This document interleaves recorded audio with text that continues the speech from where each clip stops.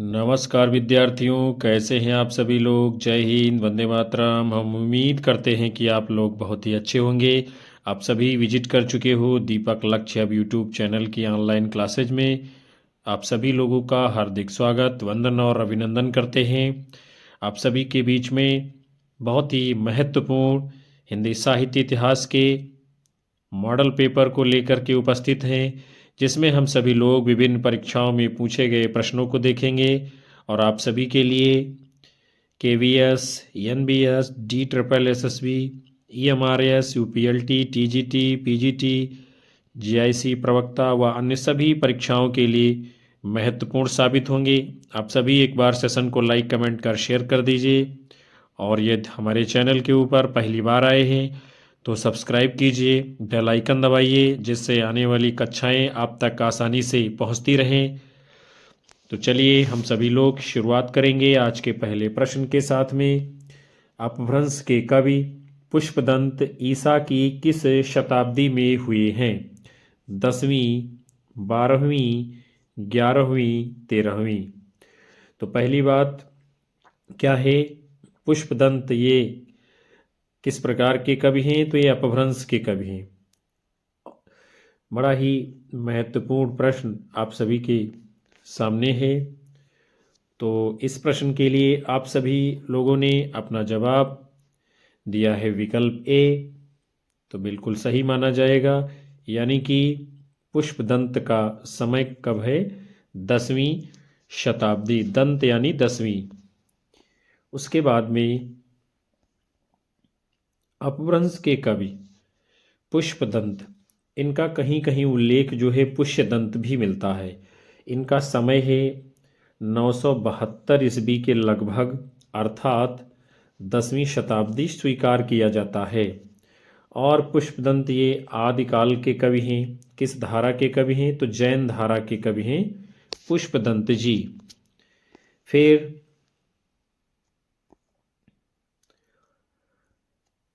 पुष्पदंत से संबंधित अन्य महत्वपूर्ण बातें हैं। डॉक्टर भयाड़ी इन्हें अपभ्रंश का भवभूत कहते हैं। ये प्रश्न पूछा गया है। डॉक्टर भयाड़ी क्या कहते हैं अपभ्रंश का भवभूत? किसको? पुष्पदंत को। मोस्ट इंपॉर्टेंट प्रश्न आपके लिए है ये। महापुराणकार कृति के कारण इन्हें अपभ्रंश का वेद व्यास कहा जाता है। यानी महापुराण लिखा है इसलिए इनको अपभ्रंश का वेद व्यास कहा गया है। और पुष्पदंत स्वयं को अभिमान मेरु या अभिमान सुमेरु कहते थे। स्वयं को कहते थे अभिमान मेरु या अभिमान सुमेरु। जसहर चर्यु इनकी जो है बहुत ही प्रसिद्ध रचना है। क्या नाम है इनकी रचना का? नाम जसहर चर्यु। उसके बाद में आपका अगला प्रश्न है, रामचंद्र शुक्ल की पुस्तक त्रिवेणी में निम्न कवियों पर निबंध संकलित है। कबीर जायसी सूर, तुलसी कबीर जायसी, सूर तुलसी जायसी, केशवदास कबीर जायसी। तो पहली बात क्या है, ये पुस्तक किसकी है? रामचंद्र शुक्ल की है। पुस्तक का नाम क्या है? त्रिवेणी है। और क्या है? इसको संकलित किया गया है। बड़ा ही महत्वपूर्ण प्रश्न है आप सभी के लिए, परीक्षा के लिए पूछा गया प्रश्न है। तो इनकी जो त्रिवेणी ये रचना है, इसमें कबीर का तो इन्होंने जिक्र किया नहीं है, तो कबीर वाले विकल्प आपके पहले ही सारे कट जाएंगे। अब बचता कौन सा है? विकल्प सी आपका सही जवाब होगा। यानी कि सूर, तुलसीदास, मलिक मोहम्मद जायसी, इन तीनों का विवेचन है त्रिवेणी रचना में। आगे बढ़ेंगे हम सभी लोग। उसके बाद में आपका अगला प्रश्न है, बहुत ही शानदार प्रश्न आप सभी के सामने है। क्या दिया गया है? चकित चकत्ता चौकी चौकी उठे बार बार, दिल्ली दह सति चितय चाहि कर शति है। चकित चकत्ता चौकी चौकी उठे बार बार, दिल्ली दह सति चितय चाहि कर शति है। बिलखी बदन बिलखत विजयपुरपति, फिरत फिरंगिन की नारी फरकति है। ये पंक्तियां किस कवि की हैं? क्या मतिराम की हैं? क्या भूषण की हैं? और आगे के विकल्पों को हम लोग देख लेते हैं। या फिर कुलपत मिश्र की हैं या नेवाज की हैं। तो ये जो आप महत्वपूर्ण काव्य पंक्तियाँ देख रहे हैं ये किसकी हैं? चकति चकत्ता चौंक चौंक उठे बार बार, दिल्ली दहसत चितय चाहि करशत है, बिलखि बदन बिलखत विजयपुरपति, फिरत फिरंगिन की नारी फरकत है। तो आप सभी का जवाब है विकल्प बी, तो ठीक होगा, यानी कवि भूषण की ये काव्य पंक्तियां हैं। भूषण जी रीत काल के एकमात्र वीर रस के या राष्ट्रीय कवि माने गए हैं। आचार्य रामचंद्र शुक्ल जी के अनुसार क्या कहते हैं शुक्ल जी? भूषण वीर रस के प्रसिद्ध कवि हैं। और क्या है भूषण जी? वीर रस के तो कवि ये हैं ही, उसके साथ साथ ये चिंतामणि और मतिराम के भाई हैं। किसके? चिंतामणि और मतिराम के भाई हैं भूषण। और चित्रकूट के राजा रुद्र ने इन्हें क्या है? कवि भूषण की उपाधि से सम्मानित किया है। यानी कवि भूषण की उपाधि किसने प्रदान की है? चित्रकूट के राजा रुद्र ने। आगे बढ़ेंगे हम सभी लोग। फिर भूषण से संबंधित अन्य महत्वपूर्ण बातें हैं जो प्रश्नों के रूप में विभिन्न परीक्षाओं में पूछी गई है। महाराज शिवाजी और महाराज छत्रसाल से सम्मानित है। यानी दोनों लोगों से, दोनों राजाओं से, शिवाजी और छत्रसाल से सम्मानित है भूषण। महाराज छत्रसाल ने इनकी पालकी को कंधा लगाया था, ये भी पूछा गया है। इनकी पालकी को कंधा किसने लगाया? तो महाराज छत्रसाल ने लगाया, जिस पर भूषण ने लिखा था। और बहुत ही शानदार बात भूषण ने लिखी थी, शिवा को बखानो की बखानो छत्रसाल को। अर्थात मैं शिवाजी का बखान करूं या छत्रसाल का बखान करूं, दोनों एक दूसरे से कम नहीं हैं, दोनों एक दूसरे से बढ़कर हैं। इसलिए क्या है? दोनों हमारे लिए बराबर हैं। और इनकी जो है चर्चित काव्य पंक्तियां हैं, इंद्र जिमि जंभ पर बाड़ो सुअंभ पर, ये भी महत्वपूर्ण पंक्ति है। फिर है मोटी भई चंडी बिन चोटी के चबाए शीस। फिर अगली पंक्ति है बूढ़त है दिल्ली सो संभारे क्यों न दिल्ली पति। तो ये सभी पंक्तियां किसकी हैं? भूषण जी की हैं। मतिराम, कुलपत मिश्र, नेवाज, ये सभी क्या हैं? ये भी जो है रीतकालीन कवि हैं। आप सभी इनके विषय में जानते हैं। फिर जो है अगले प्रश्न को हम लोग देखते हैं। क्या इसमें कहा गया है? सरोज स्मृति कविता में आने के अनुसार पहले से बाद के क्रम में क्या करना है? इन पंक्तियों को लगाना है। यानी सरोज स्मृति बहुत ही प्रसिद्ध कविता है, उसकी काव्य पंक्तियां दी गई हैं और उन पंक्तियों को पहले से बाद के क्रम में लगाना है। तो देखते हैं हम लोग कौन पहले आएगा, कौन सा बाद में आएगा। तो इसमें जो सबसे पहले पंक्ति आएगी वो क्या होगी? तेरा वह जीवन सिंधु तरण। तेरा वह जीवन सिंधु तरण यानी कि ई आएगा। फिर उसके बाद में पंक्ति आपकी कौन सी आएगी?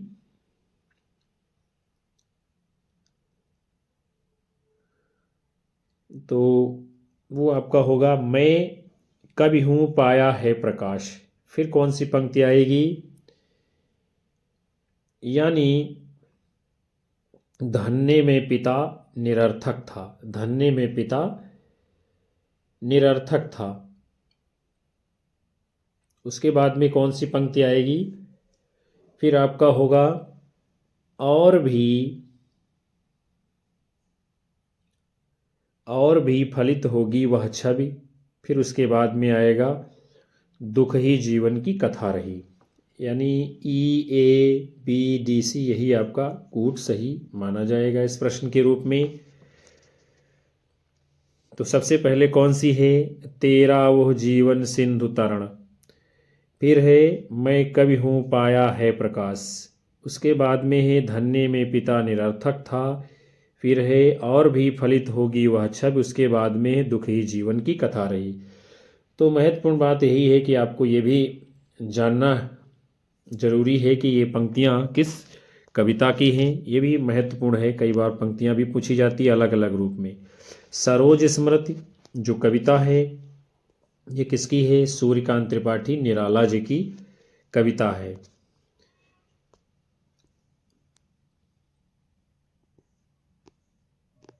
उसके बाद में आपका अगला प्रश्न है, तमस उपन्यास के अनुसार फेरी वाले इत्र फरोश पर हमला कर उसे घायल करने वाले पात्र का नाम है? रणवीर, शंभू, तेजा सिंह, इंद्र। यानी तमस उपन्यास है, उसके अनुसार फेरी वाले जो इत्र फरोश पर हमला कर उसे घायल करने वाले पात्र का नाम क्या है? तो जो फेरी वाला इत्र फरोश है उसको उसके ऊपर हमला कर घायल करने वाला पात्र कौन है? तो आप सभी का जवाब है विकल्प बी, तो राइट माना जाएगा, यानी कि इंद्र। और ये जो तमस उपन्यास है इसके लेखक कौन है? भीष्म साहनी जी हैं। कौन है भीष्म साहनी? ये भी पूछा गया है तमस उपन्यास किसका है, इसलिए सारे तथ्य आपके लिए बहुत ही महत्वपूर्ण हैं। और इस उपन्यास का विषय क्या है? भारत पाकिस्तान विभाजन जो हुआ है उसकी त्रासदी पर यह आधारित उपन्यास है। उसी की त्रासदी पे ये जो है उपन्यास आधारित है। और इस उपन्यास का एक महत्वपूर्ण अंश है, सहसा इंद्र लपका और उसने पैतरा मारा। इत्र फरोश को लगा जैसे उसके बाएं हाथ कोई चीज जोर से हिली है। उसे भास हुआ जैसे कोई चीज चमकी भी है, पर वो खड़ा होकर घूम कर देखे कि क्या बात है। तब तक उसे थैले के नीचे तीखी चुभन का सा भास हुआ। इंद्र का निशाना ठीक बैठा था। वार करने के बाद सरदार के आदेशानुसार उसने चाकू को थोड़ा मोड़ दिया और अंतड़ियों के जाल में फंसा भी दिया। तो ये कथन किस उपन्यास का है? तमस उपन्यास का, जो कि भीष्म साहनी जी ने लिखा है। फिर जो है उसके बाद में आपका अगला प्रश्न है, क्या इसमें कहा जा रहा है?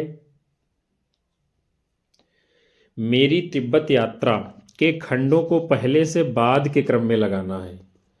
बहुत ही ये शानदार हिंदी साहित्य का जो है यात्रा वृत्त है और इसमें कई सारे खंड हैं, उसको पहले से बाद के क्रम में लगाना है। तो देखते हैं हम लोग पहले से बाद का क्रम क्या होगा, यानी पहले कौन आएगा और उसके बाद कौन आएगा। तो जो सबसे पहले इसमें आपका आएगा वो होगा लहासा की ओर, अर्थात ई। उसके बाद में जो आपका खंड आएगा वो कौन सा होगा? चाड की ओर, यानी कि सी। फिर उसके बाद में क्या आएगा? सा क्या की ओर, अर्थात ए आएगा। फिर उसके बाद में आपका आएगा एनम की ओर, अर्थात बी आएगा। और उसके बाद में आपका आएगा नेपाल की ओर, यानी कि डी। तो ये इसका क्रम है, ई सी ए बी डी। सबसे पहले लहासा की ओर है, उसके बाद में नेपाल की ओर है। तो इसमें जो आपका सही उत्तर है इस प्रश्न का वो विकल्प डी आप सभी का राइट आंसर माना जाएगा। हम लोग आगे बढ़ चलते हैं। मेरी तिब्बत यात्रा राहुल सांकृत्यायन जी के द्वारा रचित, किसका है? राहुल सांकृत्यायन जी के द्वारा रचित क्या है? यात्रा वृत्त है। और इसका प्रकाशन कब हुआ है? 1937 ईस्वी में। ये भी महत्वपूर्ण है, पूछा गया है परीक्षा में। प्रकाशन कब हुआ है? 1937 ईस्वी में। और मेरी तिब्बत का यात्रा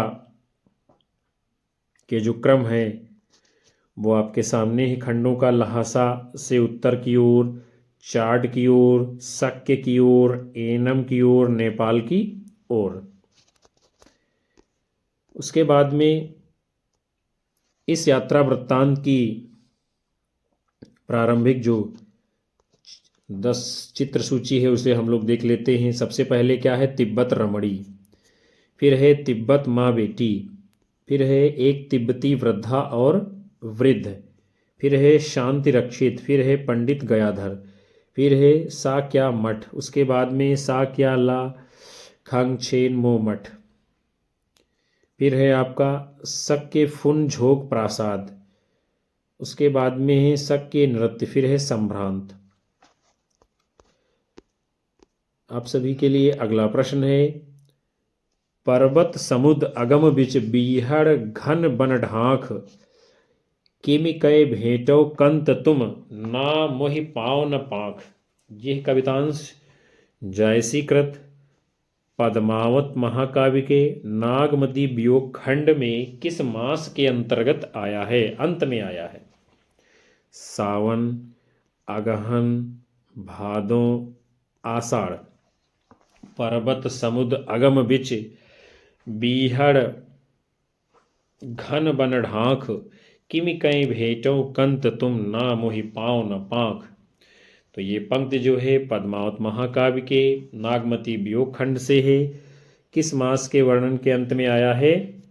तो आपका जवाब क्या होगा? विकल्प ए सावन मास के अंत में आपका सही जवाब होगा।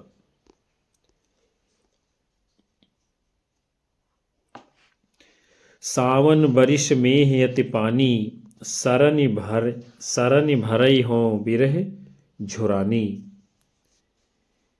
ये भी पंक्ति जो है पर्वत समुद्र अगम बिच बीहड़ घन बन ढांक, किमि कय भेंटो कंत तुम ना मोहि पाँव न पाँख। और पद्मावत जो है जायसी जी का महाकाव्य है।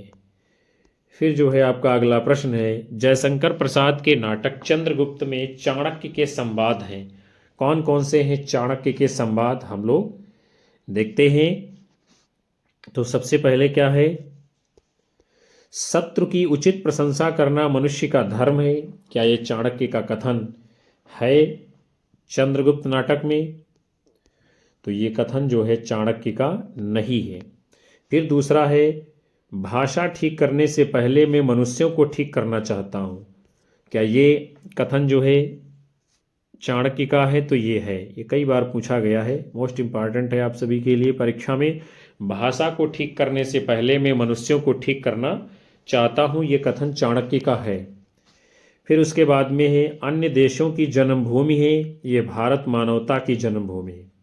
क्या ये चाणक्य का कथन है? तो ये जो है नहीं है। आगे बढ़ेंगे हम लोग। फिर है आपका, महत्वाकांक्षा का मोती निष्ठुरता की सीपी में रहता है। क्या ये कथन है चाणक्य का? तो ये कथन है चाणक्य का। ये भी पूछा गया है, मोस्ट इम्पॉर्टेंट कथन है, महत्वाकांक्षा का मोती निष्ठुरता की सीपी में रहता है। अगला है कथन, ईश्वर ने सब मनुष्यों को स्वतंत्र उत्पन्न किया है। क्या ये कथन है चाणक्य का? तो ये भी कथन जो है चाणक्य का है, यानी बिल्कुल सही है। और इसमें जो आपका कूट के रूप में जवाब होगा वो कौन सा सही हुआ है? आपका बी, डी और ई। और किसमें है बी, डी, ई? वो है विकल्प सी में, और यही आपका सही उत्तर इस प्रश्न का है। आगे बढ़ते हैं हम सभी लोग। चंद्रगुप्त नाटक में चाणक्य के अन्य जो है महत्वपूर्ण कथनों को हम लोग देखते हैं। क्या इसीलिए राष्ट्र की शीतल छाया का संगठन मनुष्य ने किया है? ये भी कथन चाणक्य का है। प्रमाद में मनुष्य कठोर सत्य का भी अनुभव नहीं करता है। प्रमाद में मनुष्य कठोर सत्य का भी अनुभव नहीं करता है। फिर है, समझदारी आने पर यौवन चला जाता है। समझदारी आने पर यौवन चला जाता है। ये सभी कथन महत्वपूर्ण है और परीक्षाओं में लगातार पूछे जा रहे हैं। उसके बाद में आपका अगला प्रश्न है, निम्नलिखित कविता संग्रहों को उनके प्रकाशन वर्ष के अनुसार पहले से बाद के क्रम में लगाना है। सुदामा पांडे का प्रजातंत्र, पत्थर फेंकता हूं, चांद की वर्तनी, चांद का मुंह टेढ़ा है, नए इलाके में। तो देखते हैं हम लोग किसका प्रकाशन कब हुआ है।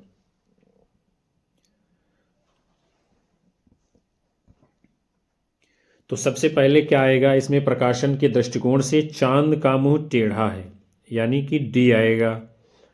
उसके बाद में जिसका प्रकाशन हुआ है रचना का, सुदामा पांडे का प्रजातंत्र, यानी कि ए आएगा। फिर जो है नए इलाके में प्रकाशन होता है यानी कि ई आएगा। उसके बाद में चांद की वर्तनी का प्रकाशन होता है यानी कि सी आएगा। फिर उसके बाद में पत्थर फेंकता हूँ का प्रकाशन होता है अर्थात बी आएगा। तो DAECB ये आपका जो है सही कूट माना जाएगा। देखते हैं हम लोग DAECB किस में है, तो वो किस में है, आपका विकल्प सी में कूट है और यही आपका जो है सही उत्तर है इस प्रश्न के लिए। हम लोग आगे बढ़ते हैं और देखते हैं इन रचनाओं का प्रकाशन कब हुआ है और कौन सी रचना किसकी है। चांद का मुंह टेढ़ा है, इसका प्रकाशन 1964 ईस्वी में हुआ है और ये मुक्तिबोध की है और ये भी प्रश्न जो है कई बार पूछा गया है, मोस्ट इम्पॉर्टेंट है। फिर है सुदामा पांडे का प्रजातंत्र, इसका प्रकाशन 1983 और 84 है और ये रचना किसकी है, धूमिल की है। ये भी मोस्ट इम्पॉर्टेंट प्रश्न है, पूछा गया है कई बार। फिर अगला है नए इलाके में, इसका प्रकाशन वर्ष 1996 है, किसकी रचना है, अरुण कमल की है और ये भी पूछा गया प्रश्न है। फिर है चांद की वर्तनी, शानदार और महत्वपूर्ण रचना है, आपको ध्यान में रखना है अपने। चांद की वर्तनी इसका प्रकाशन है 2006 ईस्वी और ये राजेश जोशी जी की रचना है। फिर है पत्थर फेंकता हूँ, इसका प्रकाशन है 2011 ईस्वी और ये चंद्रकांत देवताले जी की मोस्ट इम्पॉर्टेंट रचना है। तो चांद का मुंह टेढ़ा 1964 मुक्तिबोध, सुदामा पांडे का प्रजातंत्र 83-84 धूमिल, नए इलाके में 1996 अरुण कमल, चांद की वर्तनी 2006 राजेश जोशी, पत्थर फेंकता हूँ 2011 चंद्रकांत देवताले। फिर जो है प्रमुख कवि व उनके प्रकाशित काव्य संग्रहों को हम लोग देखते हैं।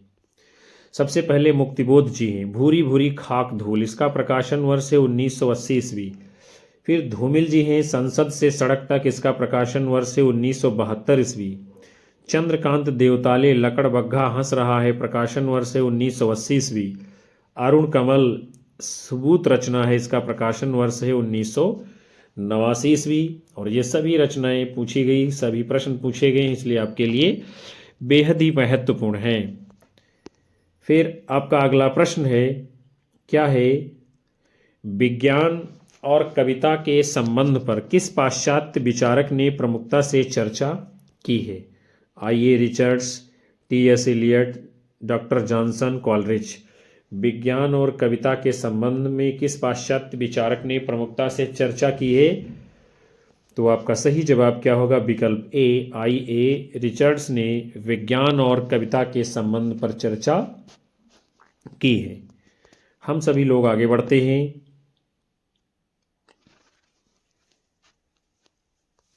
विज्ञान और कविता के संबंध पर प्रमुखता से चर्चा करने वाले जो विचारक हैं उनका नाम है I.A. रिचर्ड्स, ईश्वर आर्मस्ट्रांग रिचर्ड्स इनका नाम है। इन्होंने साइंस एंड पोएट्री शीर्षक से 1974 ईस्वी में एक आलोचनात्मक पुस्तक लिखी थी।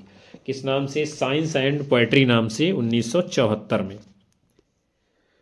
उसके बाद में रिचर्ड्स के प्रमुख काव्य सिद्धांत हैं, कौन कौन से, सौंदर्य एवं मनोवैज्ञानिक मूल्य सिद्धांत, सौंदर्य एवं मनोवैज्ञानिक मूल्य सिद्धांत, भाषा चिंतन तथा संप्रेषण सिद्धांत और काव्य भाषा सिद्धांत।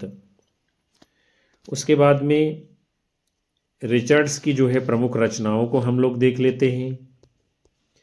द फाउंडेशन ऑफ एस्थेटिक्स 1922, यह पुस्तक उन्होंने जेम्स वुड के साथ में मिलकर लिखी थी। Practical criticism 1929, Coleridge on imagination 1934, philosophy of rhetoric 1936 ईस्वी में प्रकाशित रचनाएं हैं रिचर्ड्स की। फिर आपका अगला प्रश्न है, हिंदू नवोत्थान मुस्लिम नवोत्थान शीर्षक जो है प्रकरण संस्कृत के 4 अध्याय के किस अध्याय में संकलित हैं। प्रथम अध्याय, द्वितीय अध्याय, तृतीय अध्याय, चतुर्थ अध्याय। मोस्ट इंपॉर्टेंट प्रश्न है आपके लिए। हिंदू नवोत्थान और मुस्लिम नवोत्थान ये जो शीर्षक हैं संस्कृत के 4 अध्याय के किस अध्याय में संकलित हैं, तो आप सभी का इस प्रश्न के लिए जवाब है विकल्प डी, तो ठीक होगा, यानी अध्याय 4 में हिंदू नवोत्थान मुस्लिम नवोत्थान ये शीर्षक संकलित किए गए हैं। और संस्कृत के 4 अध्याय ये रचना किसकी है? तो आप सभी लोग जानते हो, रामधारी सिंह दिनकर जी की चर्चित रचना है। संस्कृत के 4 अध्याय का प्रकाशन कब हुआ है? 1956 ईस्वी में। और ये भारत के प्रथम राष्ट्रपति राजेंद्र यादव को समर्पित रचना है। किसको? भारत के प्रथम राष्ट्रपति राजेंद्र यादव जी को समर्पित रचना है। फिर जो है संस्कृत के 4 अध्याय के अध्यायों को हम लोग जान लेते हैं। भारतीय जनता की रचना और हिंदू संस्कृत का आविर्भाव, ये पहला अध्याय है। दूसरा अध्याय है प्राचीन हिंदुत्व से विद्रोह। तीसरा अध्याय है हिंदू संस्कृत और इस्लाम। चौथा अध्याय है भारतीय संस्कृत और यूरोप। प्रथम अध्याय में जो है 3 प्रकरण हैं। द्वितीय अध्याय में 7 प्रकरण हैं। तृतीय अध्याय में 12 प्रकरण हैं और चतुर्थ अध्याय में 17 प्रकरण हैं। फिर जो है आपका अगला प्रश्न है, मिस्र बंधुओं द्वारा रचित मिस्र बंधु विनोद कुल कितने भागों में विभक्त है?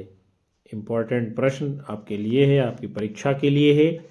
मिस्र बंधुओं द्वारा जो रचित ग्रंथ है मिस्र बंधु विनोद, वो कितने भागों में विभक्त है? 8, 3, 4, 1। तो इसका जवाब आप सभी लोग जानते हैं। मिस्र बंधुओं का जो ग्रंथ है मिस्र बंधु विनोद, वो कितने भागों में है? आपका जवाब है विकल्प सी तो राइट होगा, यानी कि 4 भागों में विभाजित है मिस्र बंधु विनोद। आगे बढ़ेंगे हम लोग। मिस्र बंधुओं में आता कौन कौन है? गणेश बिहारी मिश्र, श्याम बिहारी मिश्र और सुखदेव बिहारी मिश्र। ये बात आपके लिए बहुत ही इम्पोर्टेंट है, पूछा गया प्रश्न है। और इनकी पुस्तक का नाम है मिस्र बंधु विनोद। ये 4 भागों में विभाजित है। इसके प्रथम 3 भागों का प्रकाशन 1913 में हुआ है और चतुर्थ भाग का प्रकाशन 1934 ईस्वी में हुआ है। इस पुस्तक को कवि कीर्तन भी कहा गया है।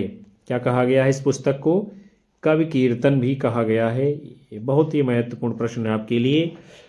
पूछा जाता है कि किस पुस्तक को कवि कीर्तन कहा गया है? तो मिस्र बंधु विनोद को। फिर जो है मिस्र बंधु विनोद में जो मिस्र बंधुओं ने काल विभाजन दिया है उसको हम लोग जानते हैं।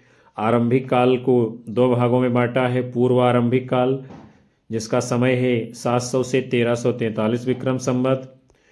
फिर है उत्तर आरंभिक काल, इसका समय है 1344 से 1444 विक्रम संवत। यानी कि आरंभिक काल को इन्होंने 2 भागों में बांटा है। कौन कौन से?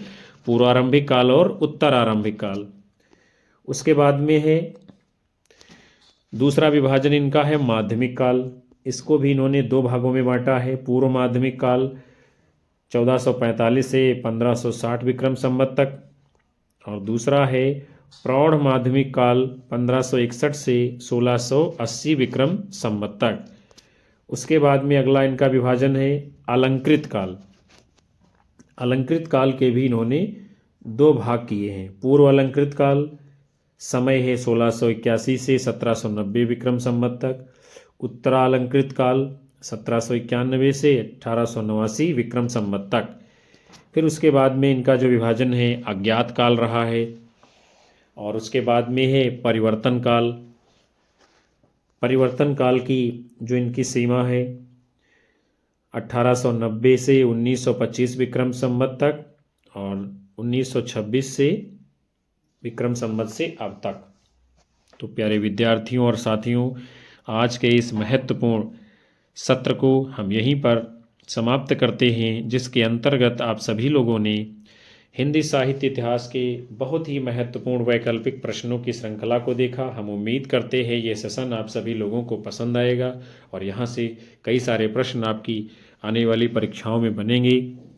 कक्षा को लाइक करिए, अपने साथी मित्रों में शेयर करिए और साथ ही अपने अधिकतम साथी मित्रों को हमारे चैनल से अवश्य जोड़ते रहिएगा। आप सभी का प्यार मिलता रहेगा, हमको ऊर्जा मिलती रहेगी, हमारा मनोबल बढ़ता रहेगा और आप लोगों को हम लगातार कक्षाएं दे पाएंगे। उन सभी विद्यार्थियों का हार्दिक आभार, धन्यवाद जो अंत तक सेशन को रोज़ वॉच करते हैं। मिलेंगे आप सभी को पुनः से अगले सेशन में नए मॉडल पेपर में नई ऊर्जा के साथ। तब तक के लिए नमस्कार, जय हिंद, वंदे मातरम, बाय बाय, शुभ रात्रि आप सभी लोगों को विद्यार्थियों।